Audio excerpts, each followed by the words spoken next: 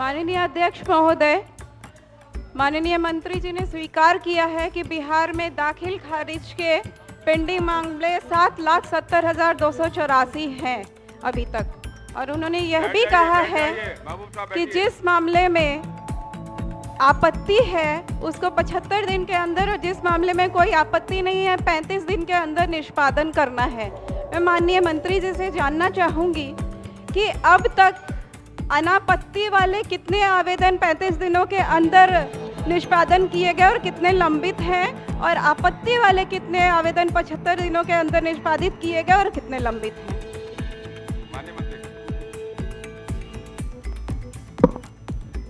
महोदय, दाखिल खारिज में समय सीमा का अनुपालन नहीं किए जाने के लिए दोषियों पर कार्रवाई की बात माननीय सदस्य ने कही है और विस्तार से इन्हें उत्तर दिया गया है।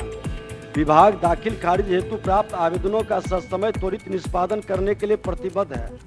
इस क्रम में विभाग द्वारा निम्न कदम उठाए गए हैं। विभागीय पत्रांक 308 दिनांक 7/2/23 द्वारा सभी समर्थताओं को निर्देशित किया गया है कि दाखिल खारिज आवेदनों को प्रत्येक स्तर पर यथा दाखिल खारिज निष्पादन की कार्रवाई करने वाले प्रत्येक कर्मी पदाधिकारी द्वारा तय अवधि एवं निर्धारित प्रावधान के तहत निष्पादित किया जाएगा और बिना स्पष्ट कारणों के अस्वीकृत नहीं किया जाएगा।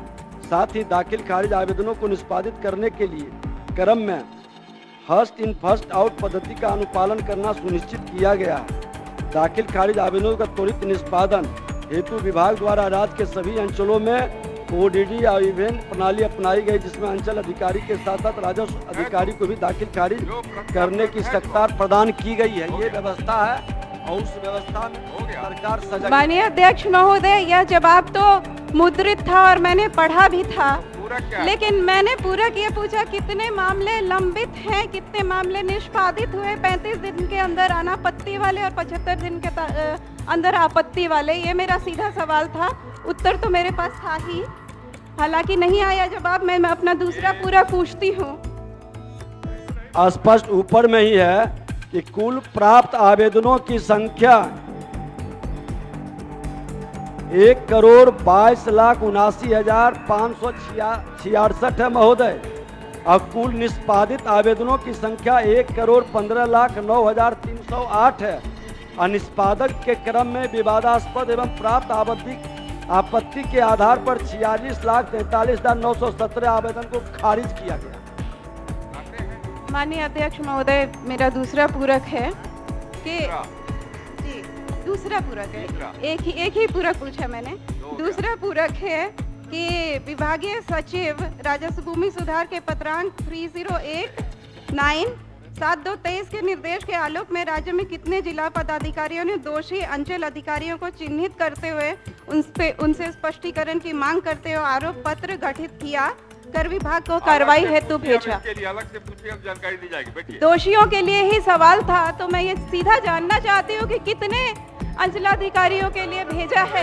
ये एक गंभीर मामला है महोदय, बहुत गंभीर मामला है। सचिव के कहने पर भी जिलाधिकारी नहीं भेजते। महोदय, आपत्ति प्राप्त आवेदनों के निष्पादन की समय सीमा 75 दिन, जबकि बिना आपत्ति वाले आवेदनों की समय सीमा 35 दिन है, और दाखिल खारिज आवेदनों को निष्पादन करने से के क्रम में संबंधित पदाधिकारी कर्मचारी द्वारा अनियमितता बरतने के कारण विभाग द्वारा लगभग 100 पदाधिकारी कर्मचारी से स्पष्टीकरण प्राप्त कर अग्रतर कार्रवाई की जा रही है। श्री राजेश कुमार पूछता हूँ सर, मेरा ऑनलाइन उत्तर नहीं अपलोड था, तो माननीय मंत्री से महोदय ट्रांसफर हो गया महोदय, खाद्य उपभोक्ता विभाग ट्रांसफर कर दिया गया। ट्रांसफर अब तारांकित प्रश्न लिए जाएंगे। हाँ, बोलिए। कोई सूचना नहीं है, क्या है? टीचर 9:45 में आएंगे और 4:15 में जाएंगे। इस आदेश का अभी तक अनुपालन नहीं हुआ है महोदय। और श्रीमती मंजू अग्रवाल,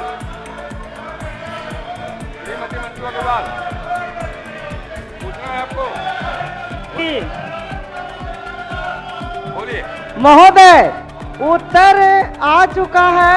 अभी कुछ दिन पहले पूर्व ही सामान्य बोर्ड की बैठक आयोजित की गई थी, जिसमें नगर परिषद सरघाटी में राशि की अनुपलब्धता की बातें कही गई है। महोदय, मैं चाहूंगी कि विभाग अपने स्तर से कार्य कराए और राशि की उपलब्धता कराने का विचार करे। माननीय मंत्री नगर विकास। माननीय अध्यक्ष महोदय, बैठ जाइए। सरकार ने स्पष्ट तौर पर कहा है वहाँ 15 फाइनेंस के माध्यम से राशि उपलब्ध कराई जाती है और साथ ही साथ स्टेट का जो 6 स्टेट फाइनेंस है उसके ऊपर वहाँ से भी राशि उपलब्ध कराई गई। तो हम सरकार के तरफ से निर्देशित जरूर करेंगे, क्योंकि सरकार ने बड़ा फैसला लिया है कि लोकहित में सीसीटीवी कैमरा सभी जगह लगे। और आज जो विधेयक भी आने वाला कि सभी जगह, सभी चौक चौराहे पर जो भी सार्वजनिक स्थल है, जहां मठ हो, मंदिर हो या कोई भी प्राइवेट संस्थान है, सभी जगह लगाने का काम किया जाएगा। इसलिए आगे के दिनों में नगर विकास इस पर जरूर विचार करेगा और वहां निर्देशित भी करेगा। बैठ जाइए। महोदय, वहाँ राशि नहीं है, इसलिए मैं चाहूंगी कि मंत्री महोदय अपने विभागीय स्तर से अति शीघ्र कराए ताकि ग्राम को रोका जा सके। श्री वीरेंद्र सिंह, माननीय मंत्री नगर विकास विभाग। अध्यक्ष महोदय, आंशिक रूप से सकारात्मक है और खंड 2 वस्तु स्थिति यह है कि पायन की सफाई हेतु अंचलाधिकारी वजीरगंज के यहाँ परिवारवाद दायर किया गया था। अतिक्रमण वाद संख्या 13/2021-22 संधारित है, जिसमें खाता संख्या 559, खेसरा संख्या 137, 150, 160, 387, 2532, 2530, 4503 और 4604 से संबंधित भूमि का विवाद चलाया गया। अतिक्रमण भूमि विवाद पर अधिकांश महादलित के परिवार बसे हैं। महादलित परिवार के समुदाय को जब तक अन्यान विस्थापित नहीं किया जाएगा तब तक पूर्णतः अतिक्रमण मुक्त नहीं कराया जा सकता। वस्तु स्थिति यह है कि कार्यपालक पदाधिकारी नगर पंचायत वजीरगंज द्वारा इस संबंध में अंचलाधिकारी वजीरगंज से समन्वय स्थापित किया गया तथा दिनांक 9/2/2024 को अतिक्रमण स्थल पर पुनः निरीक्षण किया गया तथा अस्थायी अतिक्रमण को हटाया गया। महादलित परिवार को पुनर्वास हेतु जब तक भूमि बंदोबस्त नहीं किया जाता तब तक अतिक्रमण स्थल से उन्हें हटाया जाना मुश्किल है तथा अमान्य है।